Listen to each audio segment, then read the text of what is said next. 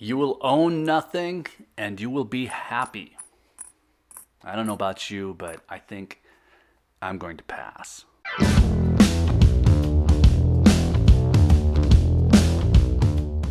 By now, I think we've all heard of the Great Reset. We've all heard you will own nothing and you will be happy. It's pretty ominous stuff.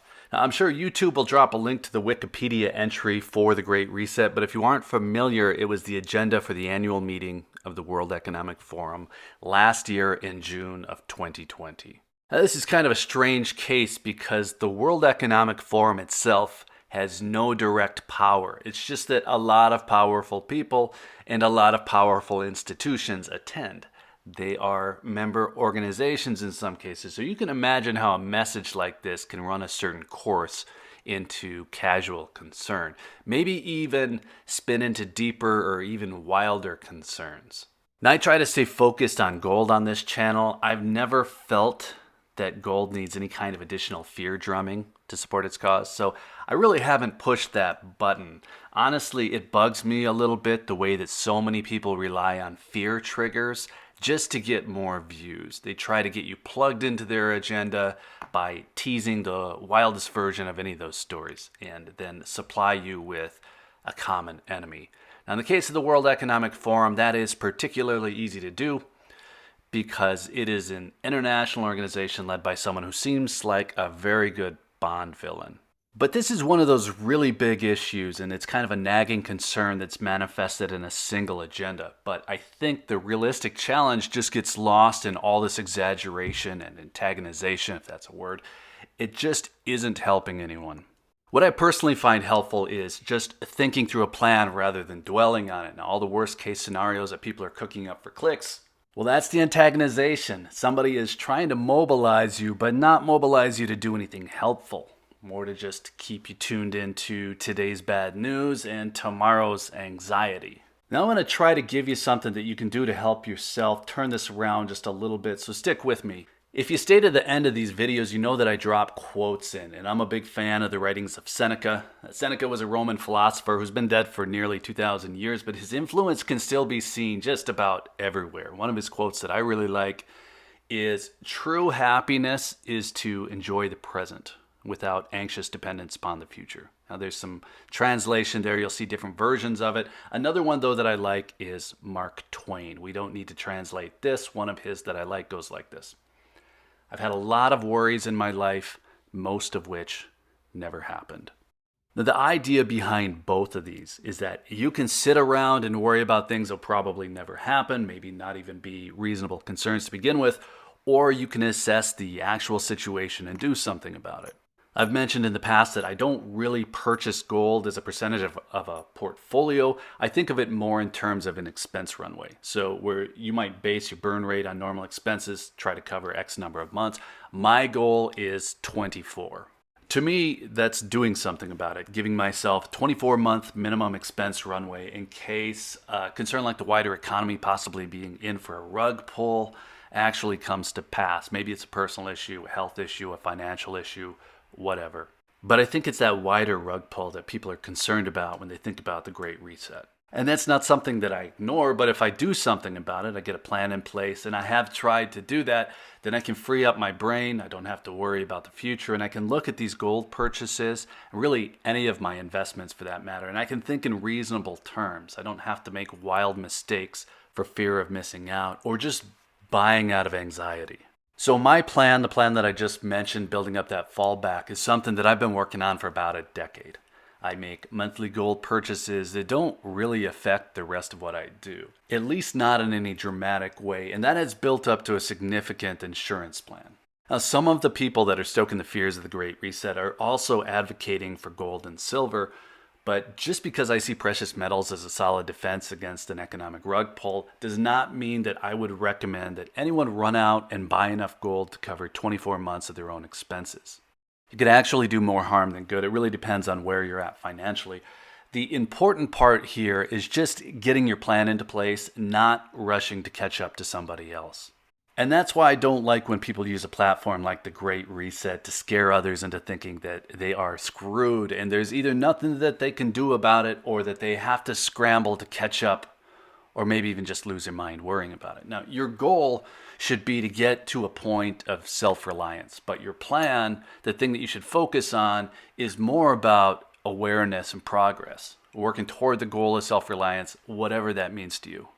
One of the ideas pushed at the World Economic Forum's annual meeting was that the pandemic would be just the opportune time to steer the market toward fairer outcomes, and then to work towards sharing versus hoarding. My take on the WEF's agenda is that it was more about social reforms and sustainable climate initiatives than it is about wealth redistribution. But when you layer in that ominous message that you will have nothing and you will be happy, well, then the agenda of sharing feels like maybe you're going to have to give something up and then rely on, I don't know, the government or someone to take care of you. Now, personally, I know that I would rather take care of myself. Now, that World Economic Forum has no power. I've mentioned that already. They can't do anything on their own. And all these clickbait titles telling you that the Great Reset has begun, they are all about drumming for clicks. Now, we're seeing social experiments.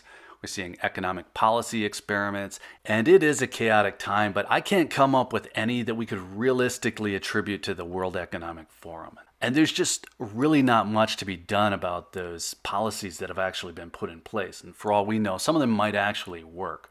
But I figure at some point we get a bill for this. Someone has to pay for it. So if you can build up an asset class, it's mostly insulated from some of those experiments, maybe even negatively correlated to the negative outcomes that we're seeing. And that'd be a lot like saying inflation drives the price of gold up, for instance. Then you are somewhat bulletproof to that whole mess.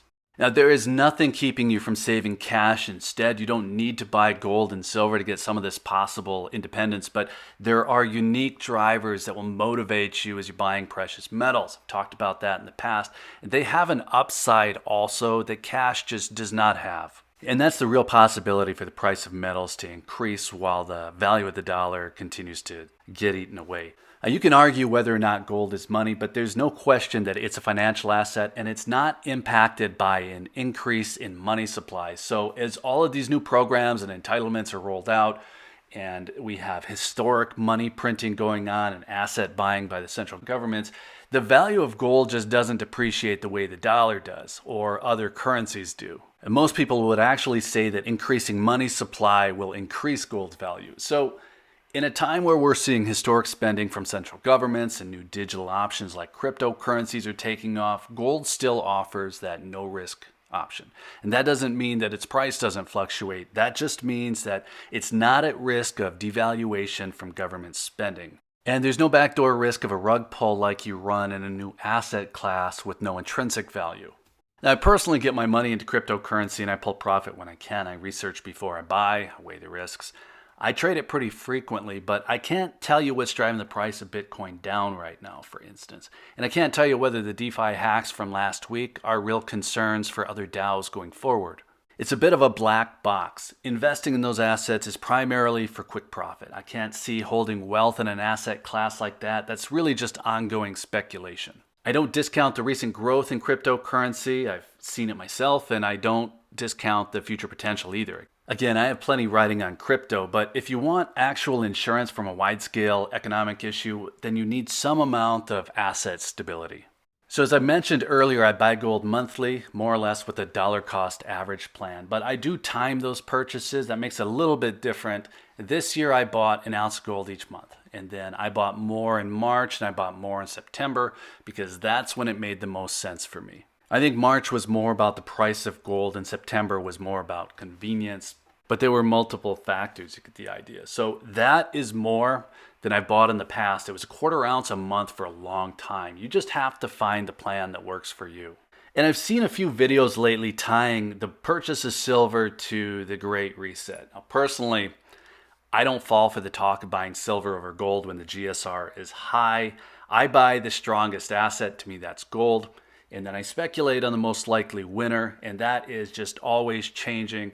But it has been a while since I felt silver was worth speculating on. If you already like silver, knock yourself out. But the idea that you need to have silver and that it's going parabolic because of the Great Reset is pretty sketchy advice. And that advice has been pushed since summer of 2020. You can look at the charts, you can see how it's performed. based on that. Now, I don't think it's a good speculation. But the assets that I do think are worth speculating on have really all been getting beat down for the past week or two. You just can't win them all. And that's why I think it's important to have a layered plan with that bulletproof backup. So the takeaway here is that there are relatively easy things that you can do to address future concerns. Once you get those plans in motion, you just don't have to get caught up in that anxiety. You don't have to get sucked into the clickbaity global destruction videos. Personally, I would rather have a plan that just lets me enjoy the present, knowing that I've done something to help my family out if the shit does hit the proverbial fan. So let me know what you think. Leave a comment. Hit the like button if this was interesting at all, and make sure that you're subscribed if you'd like to see more on the topic of gold and precious metals. If you're still here, thank you again for watching. I really appreciate your time. Take care. One more thing.